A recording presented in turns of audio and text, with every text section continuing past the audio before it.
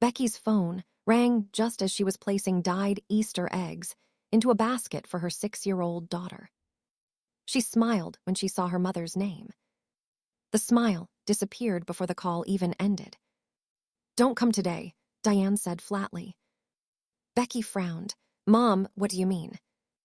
"I mean exactly what I said. Emily's fiancé is bringing his parents, and I refuse to have awkward questions at the dinner table." Becky stood motionless, the basket slipping slightly in her hands. "What questions?" Diane sighed impatiently. "The kind that begin with, 'Who's the divorced woman with the child?' A divorced mom and her little girl don't belong at this table today." For several seconds, Becky couldn't speak. Then she heard small footsteps behind her. "Mommy," Emma asked softly, "is Grandma excited to see us?" Becky closed her eyes. "No," Diane continued before Becky could answer. "This dinner is about making a good impression. Please don't make this harder than it has to be." The line went dead. Becky lowered the phone without saying another word. Emma looked up with hopeful eyes. "When are we leaving?" Becky forced herself to smile, even though her throat burned. "We're staying home today." Emma tilted her head. "Did I do something wrong?" Before Becky could answer, another message appeared on her phone. "Family Easter Group." She tapped it. "You can no longer send messages to this conversation."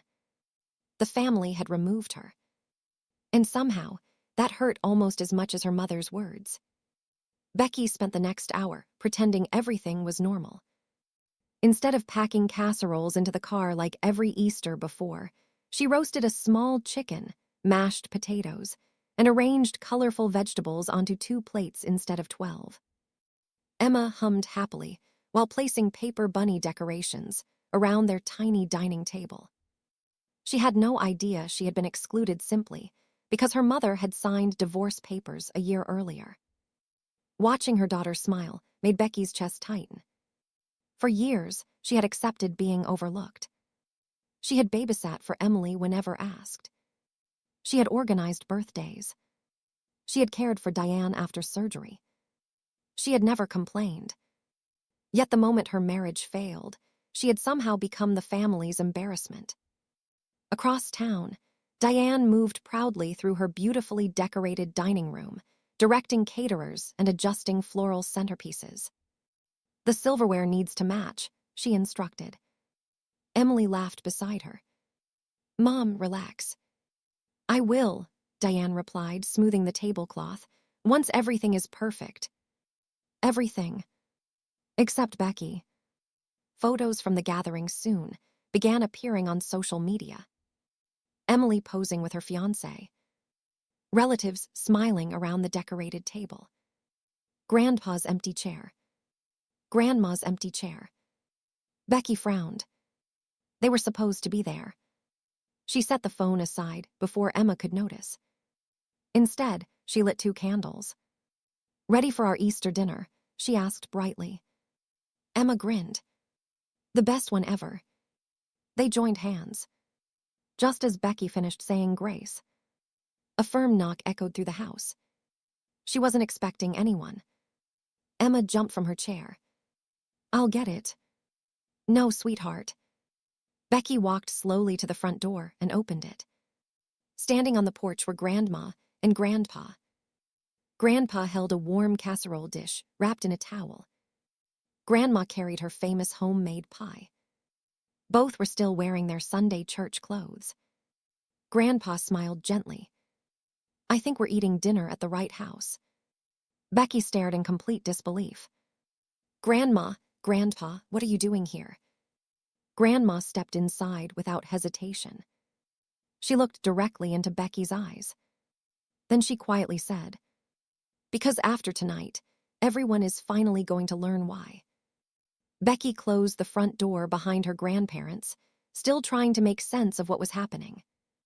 You left Mom's dinner," she asked. Grandpa carefully placed the casserole on the counter and smiled. "We decided we'd rather spend Easter with family." Emma ran forward. "Great-grandma." Grandma knelt immediately, opening her arms. My goodness, look how beautiful you've made these eggs. Emma beamed as she showed her the colorful basket. I made the blue one all by myself. I can tell, Grandma said warmly. It's my favorite. Becky watched silently. It had been months since she'd seen someone make Emma feel so effortlessly included. No awkwardness. No pity. Just love. Within minutes, the small dining table that had been set for two comfortably held four people. Grandpa carved the chicken, while Grandma served the casserole she had originally prepared for Diane's house. Emma happily chatted about school, her friends, and the Easter bunny. The adults listened, smiling. For the first time that day, Becky's home actually felt like a holiday. When Emma excused herself to wash her hands, the mood shifted. Grandpa looked around the neatly decorated dining room. You weren't expecting us. Becky shook her head. No. You still cooked all of this.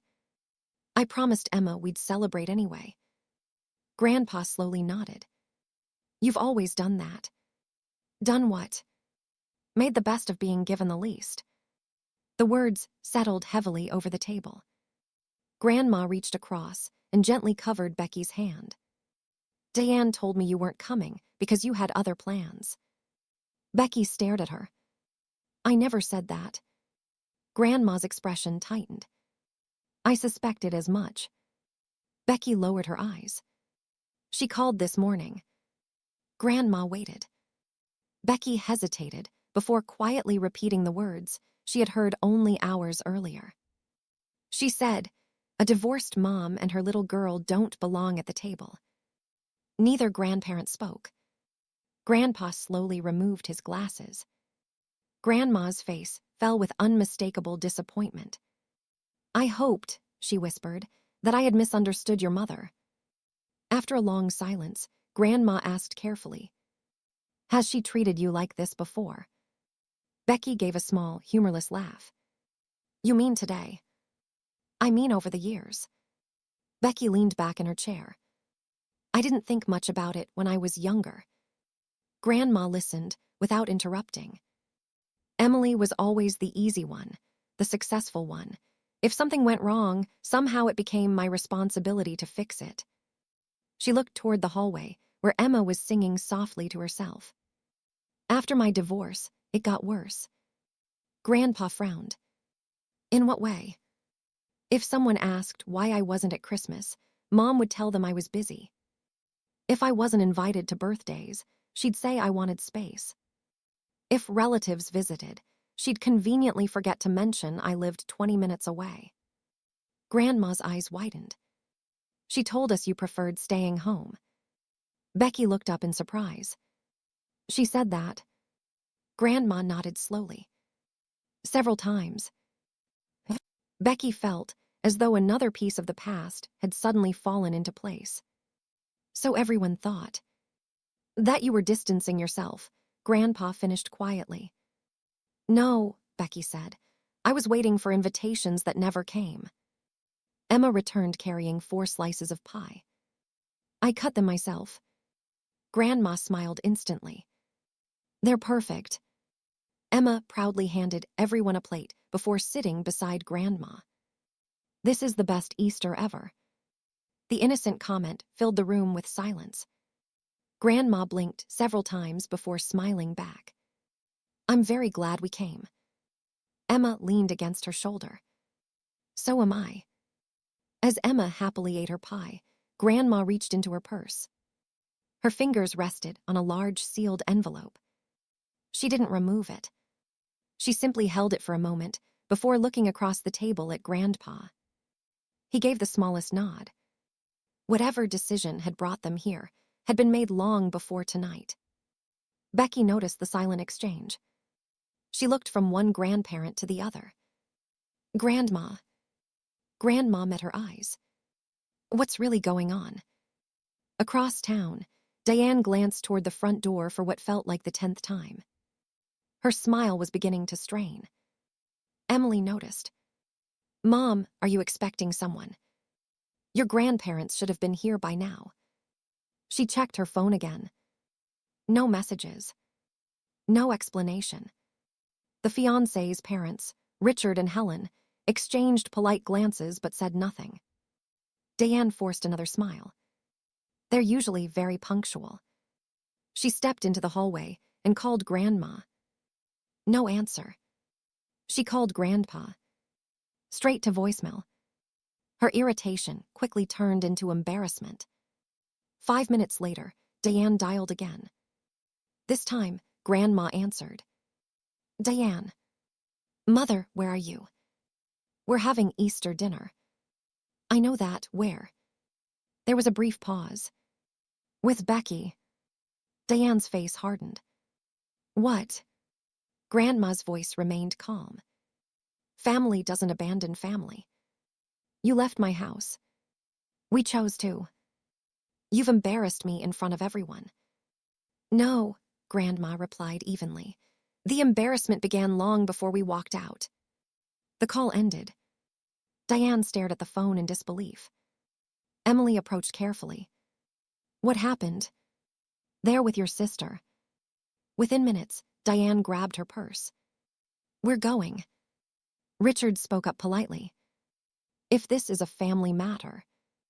It is, Diane interrupted, and I'll fix it. Emily reluctantly followed her mother. Curious relatives who had witnessed the tense exchange quietly left as well. No one wanted to miss whatever was unfolding. Back at Becky's house, laughter had finally returned. Emma and Grandpa were building tiny houses from sugar cubes, while Grandma helped Becky wash dishes. For the first time in months, Becky wasn't thinking about what she'd lost. She was simply enjoying being surrounded by people who wanted to be there. Then tires crunched across the driveway. Several car doors slammed. Grandma calmly dried her hands. They're here. Before Becky could respond, someone pounded sharply on the front door. Diane entered the moment Becky opened it. What exactly do you think you're doing? She demanded, looking directly at Grandma. Grandpa stepped forward. We accepted another invitation. You walked out of Easter dinner. I walked toward my granddaughter. Diane ignored him. Turning to Becky, she said, couldn't you have told them to stay? Becky looked at her quietly. I didn't invite them. No, Grandma answered firmly. We invited ourselves. More relatives gathered behind Diane. Emily stood awkwardly near the doorway. Behind everyone else stood Richard and Helen, who had quietly followed despite Diane's objections. Diane folded her arms. You've all completely misunderstood this. Grandma waited. I wasn't trying to hurt Becky. No. I was avoiding uncomfortable questions. What questions? Grandpa asked. Diane sighed dramatically. Richard and Helen don't know our family history. I didn't want them asking why my older daughter is divorced or why she's raising a child alone. The yard fell silent. Richard looked genuinely confused. I don't believe anyone here would have asked such a question. Helen nodded. Certainly not in front of a child. Diane turned toward them. I was only trying to protect everyone's comfort. Helen looked at Emma, who was quietly holding Becky's hand. Excluding a little girl from Easter doesn't make anyone comfortable. Richard added gently, it only teaches her she doesn't belong. Diane opened her mouth, but no words came. For the first time that afternoon, the approval she had worked so hard to earn had completely disappeared. Grandma stepped forward. Several weeks ago, I asked you directly whether Becky would be joining Easter. Diane avoided her eyes. You said she preferred not to come. You lied. The single word hung heavily over the gathering. Several relatives exchanged uneasy glances. One of Becky's cousins spoke quietly. I thought Becky had stopped wanting to come to holidays. So did I, another admitted. Murmurs spread through the group. Becky realized that years of absences had been explained away without anyone ever asking her. For once, she didn't stay silent. She looked directly at her mother. I never asked for special treatment. Diane crossed her arms. Then why are you making such a scene? I'm not. Becky's voice remained calm. I only wanted the same invitation every daughter deserves. No one interrupted. Even Diane couldn't dismiss those words. Emma squeezed Becky's hand proudly. Grandma looked around at every member of the family. Then she spoke with quiet certainty. Tomorrow morning. Everyone looked at her. I want every member of this family at my house. Diane frowned. For what? Grandma held her gaze. I have an important family matter to settle. The silence stretched. Then Grandma added one final sentence. No one will misunderstand my wishes after tomorrow. The next morning, Becky's stomach tightened as she pulled into her grandparents' driveway. Cars already lined both sides of the quiet street. Every member of the family seemed to have arrived early. Emma reached over from her booster seat and slipped her small hand into Becky's. Are we in trouble? Becky managed a gentle smile. I don't think so, sweetheart. She wished she sounded as certain as she wanted Emma to believe. Inside the living room, the atmosphere was heavy with anticipation. No one lingered over coffee or exchanged casual conversation. Grandpa greeted everyone politely, but even his warm smile couldn't ease the tension. At the center of the room sat Grandma's oak coffee table. Neatly arranged on it were several folders, a fountain pen, and a leather briefcase that didn't belong to anyone in the family. A man in a gray suit stood beside it. He introduced himself simply. I'm Mrs. Harper's attorney. A ripple of surprise moved through the room. Diane looked at the briefcase, then at her mother. Mother, surely this isn't necessary. Grandma remained calm. I believe it is. Diane forced a laugh. I assume this is about yesterday. It is. I've already said I was trying to protect the family. Grandma folded her hands. No. I was trying to avoid an awkward situation. You created one. Diane's smile began to fade. She looked around the room, expecting someone to support her. No one spoke. Even Emily avoided meeting her eyes. Grandpa quietly stepped forward. Several months ago, your mother and I began talking about the future. Diane nodded impatiently. As we always have. No, Grandpa replied. This time we talked about what kind of family we were leaving behind. The room grew even quieter. We started noticing patterns. He turned toward Becky. We realized one grandchild always gave more than she received. Becky lowered her eyes. Grandpa continued. Birthdays, Christmas, hospital visits, school pickups. When help was needed, Becky was always called. He looked back at Diane. But when joy was shared, his voice trailed off. She disappeared. Grandma spoke next. I asked myself why. She looked directly at Diane. So I started asking questions. She described calling Becky several times over the past year, only to be told by Diane that Becky was busy. She recalled hearing Becky had chosen not to attend birthdays. She remembered being told Becky preferred spending holidays elsewhere. Each explanation had sounded reasonable until yesterday. When I stood at Becky's front door, Grandma said softly, I finally saw the truth with my own eyes. She paused. My granddaughter hadn't walked away from this family. You pushed her out. Several relatives shifted uncomfortably. Becky's cousin Melissa spoke first. I invited everyone to my anniversary dinner last fall. She looked at Becky. I thought you ignored my invitation. Becky frowned. I never received one. Another uncle raised his hand. The same thing happened at Thanksgiving. I thought you were upset with all of us. One after another, relatives began recalling family events Becky had supposedly declined. Each memory exposed another lie. Emily slowly turned toward her mother. You told me Becky just didn't want to be around us. Diane looked shaken. I thought it was better that way. For who? Emily asked quietly. Diane straightened her shoulders. I did what any mother would do. Grandma raised an eyebrow. Did you? I protected our reputation. Our reputation, Grandpa repeated. Diane gestured toward Becky.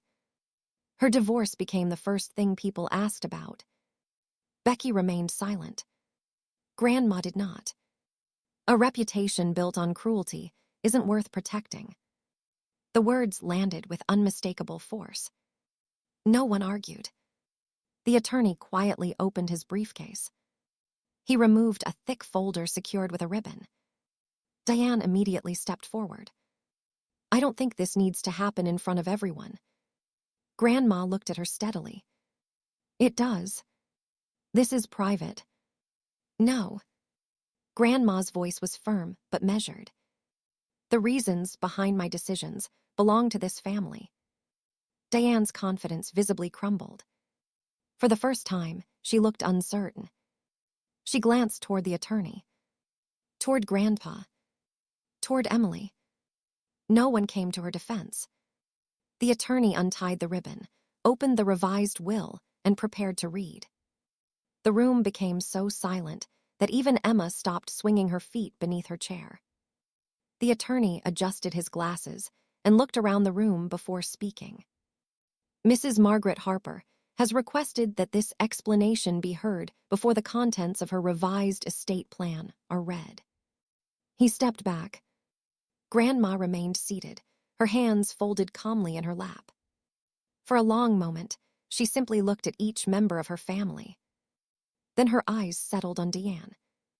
When your father and I first prepared our estate plan, she began, I believed you would be the one to keep this family together. Diane gave a small, hopeful nod. You've always trusted me. I did.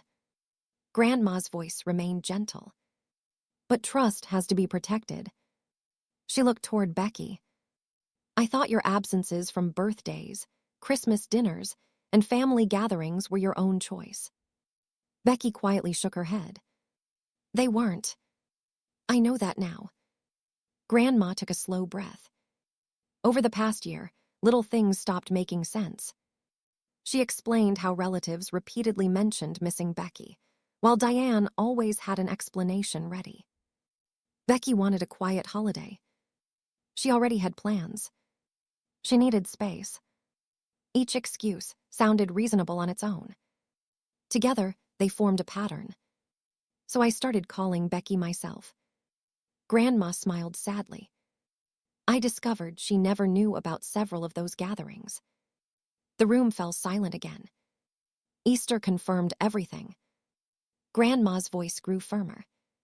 When I learned my granddaughter had been told that she and her little girl didn't belong at their own family's table, I realized something far more valuable than money was at risk. She looked directly at Diane. You weren't protecting this family. You were deciding who deserved to be part of it. Diane's lips trembled. I was trying to avoid embarrassment. Grandma slowly shook her head. No. You confused appearances with character. The attorney handed Grandma a single document. She held it up. I rewrote my will 3 months ago. Gasps spread through the room. I didn't do it because of one Easter dinner. I did it because that dinner proved I could no longer ignore what had been happening for years. She placed the document back on the table. My estate will no longer reward obedience. It will reflect integrity. The attorney began reading the revised will. The original plan, which had given Diane control over nearly everything as executor and primary beneficiary, had been revoked. Instead, the estate would be divided equally among Grandma's grandchildren. A protected educational trust had been established for Emma, ensuring her future education would always be secure. Another trusted relative, not Diane, would serve as executor. Every decision had already been legally finalized. There would be no debate. No negotiation. No appeal. Diane stared in disbelief. You removed me. Grandma answered quietly. I removed the privilege I once believed you had earned. Tears filled Diane's eyes. You don't trust me anymore. Grandma's expression softened, but her answer never changed. I love you. But I cannot place the future of this family in the hands of someone who decides love should depend on appearances. Diane searched the room. No one came to her rescue. Emily slowly stood. She looked first at Becky. I'm sorry. Her voice cracked. I believed everything Mom told me. Becky looked at her sister for several seconds. I know. I should have called you myself. You should have. Emily wiped away a tear. I thought you didn't want us anymore. I waited for invitations that never came. Emily quietly lowered her head. I was wrong. Several relatives began speaking almost at once. An uncle admitted he had assumed Becky no longer cared about family gatherings. A cousin apologized for never questioning why invitations kept going unanswered. Another aunt confessed she had believed Diane's explanations without ever checking with Becky herself. One by one, years of misunderstanding unraveled. Not because Becky defended herself, because the truth finally had room to be heard. Emma climbed onto Grandma's lap and wrapped both arms around her. Thank you for coming to dinner. Grandma smiled through tears. There wasn't anywhere else I wanted to be. Emma looked around the room. Can we have Easter together next year? Grandma kissed the top of her head. We absolutely can. As everyone slowly gathered their things, Richard and Helen, the parents of Emily's fiancé, approached Becky. Richard extended his hand. I hope you'll accept an apology from people who didn't even know what was happening. Becky smiled politely. You don't owe me one. Helen gently squeezed Becky's arm. For what it's worth, yesterday the only thing that embarrassed anyone was the way you were treated. Becky thanked her quietly. Those simple words carried more acceptance than she had received from her own mother in years. Over the following months, life changed in ways Becky had never expected.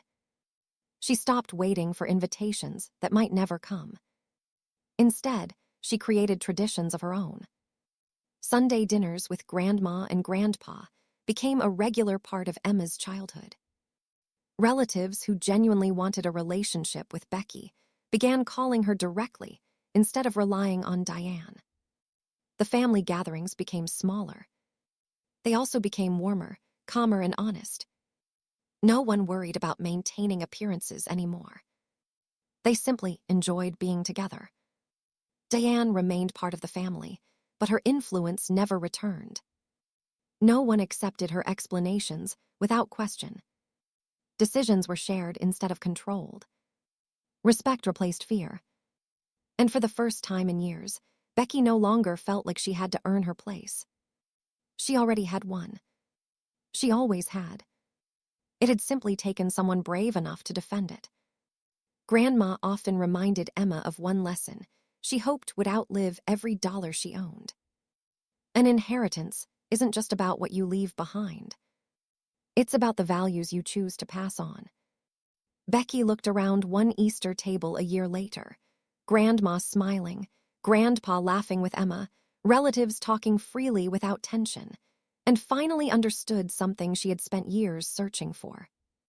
Easter wasn't the day her mother closed the door on her. It was the day her grandparents opened one that would never close again.